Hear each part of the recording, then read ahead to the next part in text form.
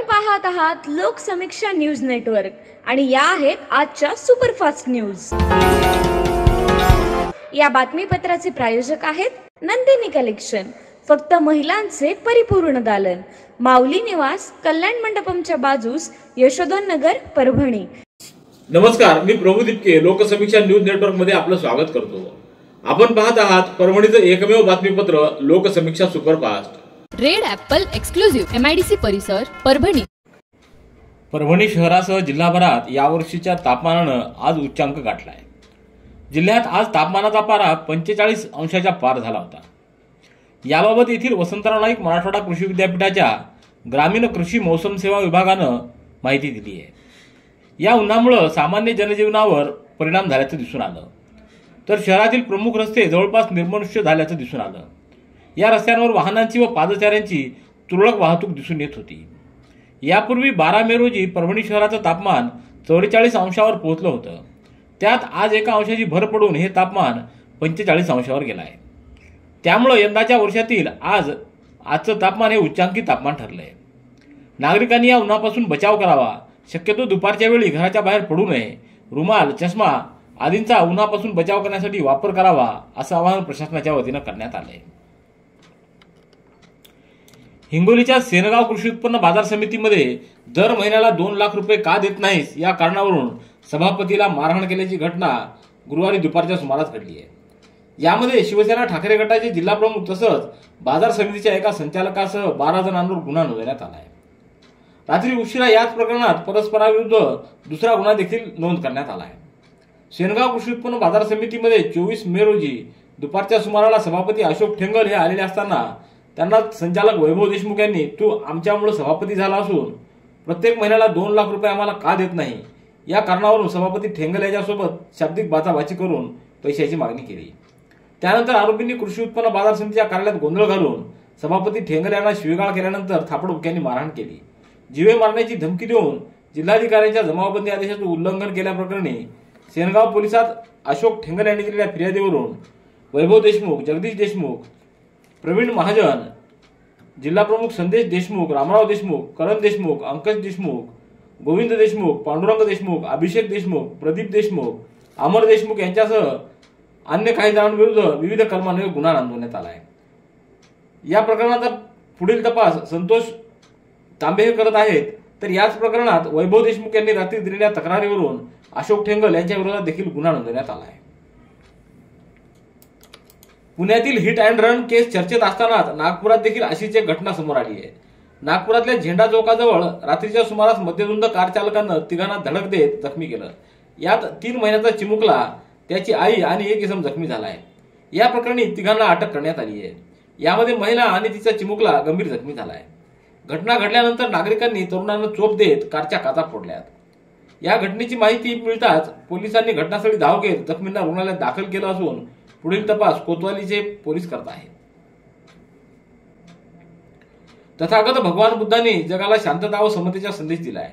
Doctor बाबासाहेबांनी दिलेला बुद्धाचा धम्म पुढे नेण्याचं कार्य समाजानं संघटितपणे करावं, धम्माच्या व समाजाच्या विकास कार्याला आवश्यक ती मदत करणार असल्याचं प्रतिपादन सिद्धार्थ हातीआंबेरे यांनी मानवत तालुक्यातल्या नरळद इथं आयोजित बुद्ध पौर्णिमेच्या कार्यक्रमात केलं।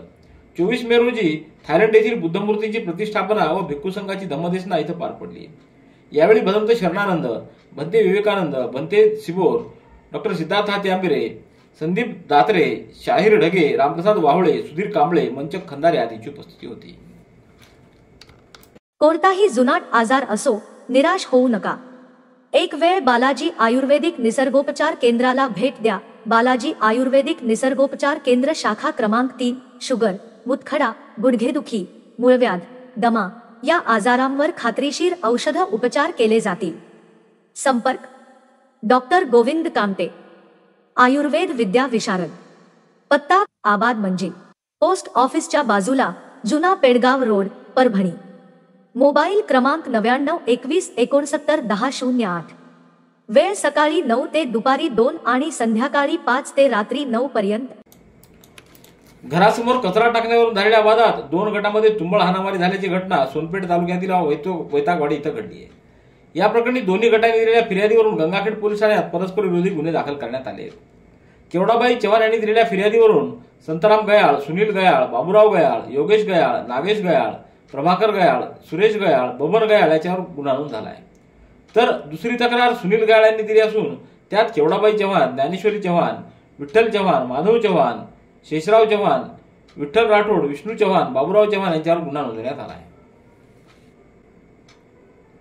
संबोधी अकादमी महाराष्ट्राच्या वतीनं आयोजित 23वा सर्वधर्मीय सामूहिक विवाह सोहळा उद्या रविवारी जिंतूर रस्त्यावरील महात्मा फुले विद्यालयाच्या प्रांगणात सकाळी 11:30 वाजता विविध मान्यवरांच्या उपस्थितीत संपन्न होतोय, अशी माहिती संबोधी अकादमीचे अध्यक्ष समाजभूषण भीमराव हाते आंबेरे यांनी दिली आहे.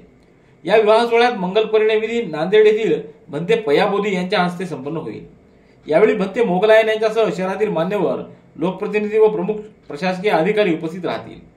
या विवाह सोहळ्याची जय्यत तयारी पूर्ण झालेली असून जवळपास 60 जोडपे विवाहबद्ध होणार आहेत. या विवाह सोहळ्यामध्ये सहभागी जोडप्यांना महाराष्ट्र शासनाच्या सामाजिक न्याय विभागामार्फत कन्यादान योजनेअंतर्गत 20,000 रुपयाचा धनादेश देण्यात येणार आहे. तर संबोधी अकादमीतर्फे वधूवरांना विवाह प्रसंगीचे शुभ्र वस्त्र मोफत पुरवले जातील. पवित्र हज यात्रेसाठी जाणाऱ्या शेलू शहरातील यात्रेकरूंचा सत्कार बोराडे परिवाराच्या वतीनं करण्यात आला आहे. यावेळी सय्यद जफर, अब्दुल सत्तार, मोहम्मद रफीक, सत्तारभाई, शेख निब्बन, रियाजभाई, जलीलभाई, शुकुरभाई बागवान यांचा सत्कार करण्यात आला. या कार्यक्रमाला मुकेश बोराडे, विनोद बोराडे, प्रभाकर सुरवसे, मिलिंद सावंत, कासिमभाई वहादभाई, इसाक पटेल, हाजी महमूदभाई, रमेश दौंड, बालाजी सरकाळे, व्यंकट चव्हाण, नबाजी खेडेकर, राजेंद्र पवार, लक्ष्मण बुरेवार, जनाबा आदींची उपस्थिती होती. परभणीच्या वसंतराव नाईक मराठवाडा कृषी विद्यापीठ व वाव गो ग्रीन हरियाणा यांच्याद्वारे पूर्णा तालुक्यातल्या धानोरा काळे येथील शेतकरी प्रताप काळे यांच्या ऊस पिकावर ड्रोनद्वारे फवारणी प्रात्यक्षिक घेण्यात आलं. तसंच शिवारातील 5 एकरवर फवारणी करून देण्यात आली. या प्रात्यक्षिकाकरिता परिसरातील मोठ्या संख्येनं शेतकऱ्यांनी हजेरी लावली. विद्यापीठाच्या वतीनं डॉक्टर स्मिता सोळंकी यांनी उपस्थित शेतकऱ्यांना मार्गदर्शन केलं. यावेळी शेती अभ्यासक हेमचंद्र शिंदे, प्रवीण काळे, अनिल हरकळ तसेच वाव गो ग्रीन कंपनीचे कोल्हे, राहुल मगदूम व ड्रोन पायलट आर्यवीर ठाकूर आदींनी शेतकऱ्यांना ड्रोनचं प्रात्यक्षिक करून दाखवलं. Red Apple furniture, smart furniture for smart people, exclusive Parbhani शहरातील भव्य शोरूम रेड ॲपल एक्सक्लुझिव्ह, भारतातील स्मार्ट फर्निचर ब्रँड आता आपल्या परभणी शहरामध्ये. हो, आता आपल्या परभणी शहरामध्ये. या अंतर्गत ऑफिस, बेडरूम, डायनिंग, लिव्हिंग इत्यादी प्रकारचे फर्निचर आपणास मिळेल. Bedroom set, bed, dressing table, sofa set, कपाट, डायनिंग टेबल, टीपॉय आणि स्टील फर्निचर इत्यादी सर्व प्रकारचे फर्निचर तेही आकर्षक किमतीमध्ये उपलब्ध आहे. एक वेळ अवश्य भेट द्या. रेड ॲपल फर्निचर, MIDC परिसर, भारतीय स्टेट बँकेच्या जवळ, परभणी. परभणी तालुक्यातल्या पेडगाव येथील पाण्याचा प्रश्न गंभीर बनला असून पेडगावकरांना पाण्यासाठी भटकंती करावी लागते. प्रत्येक कुटुंबाला पाणी विकत घ्यावं लागतंय. या प्रश्नाची सोडवणूक करण्यासाठी भारतीय जनता पार्टीचे गणेश देशमुख यांनी गावातील प्रत्येक कुटुंबाला 200 लिटर पाणी मोफत देण्याचा उपक्रम सुरू केला आहे. त्यांच्या वतीनं टँकरद्वारे गावकऱ्यांना हे पाणी पुरवण्यात येत आहे. याचा फायदा गावकऱ्यांना होत असल्याचं दिसून येतं. त्यांच्या या उपक्रमाबाबत गावकऱ्यांनी समाधान व्यक्त केले आहे. बीड जिल्ह्यातल्या अंबेजोगाई शहरासह तालुक्यातील काही भागात दुपारी 4 वाजल्यापासून विजेच्या कडकडाटासह पावसानं हजेरी लावली आहे. मागील 3 ते 4 दिवसापासून बीड जिल्ह्यात उन्हाचा कडाका जाणवतोय. उन्हाचा पारा चढला असल्यानं नागरिक हैराण झाले असून पडलेल्या पावसानं नागरिकांना उकाड्यापासून दिलासा मिळतोय. अचानक आलेल्या अवकाळी पावसामुळे सखल भागामध्ये मात्र पाणीच पाणी साचलं होतं. परभणीच्या डॉक्टर राहुल पाटील हॉस्पिटल आणि रिसर्च इन्स्टिट्यूट इथं एका 45 वर्षीय महिलेच्या पित्ताशयातील 50 पेक्षा अधिक खडे शस्त्रक्रिया करून काढण्यात आले.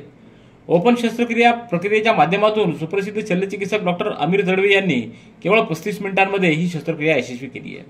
डॉक्टर आमिर तडवी ओपीडीमध्ये महिला रुग्णाची प्रथम तपासणी करत असताना या महिलेला सोनोग्राफी, रक्त, लघवी आणि इतर तपासण्या करण्याचा सल्ला दिला. त्यावेळी तिच्या सोनोग्राफी रिपोर्टमध्ये पित्ताशय पिशवीत खूप अधिक प्रमाणात खडे असल्याचं निदर्शनास आलं. तिला पोटदुखीचा खूप त्रास होत असल्यामुळे वेळेचे गांभीर्य समजून शस्त्रक्रिया करण्याकरिता त्या महिलेला ऑपरेशन थिएटरमध्ये त्वरित दाखल करण्यात आलं.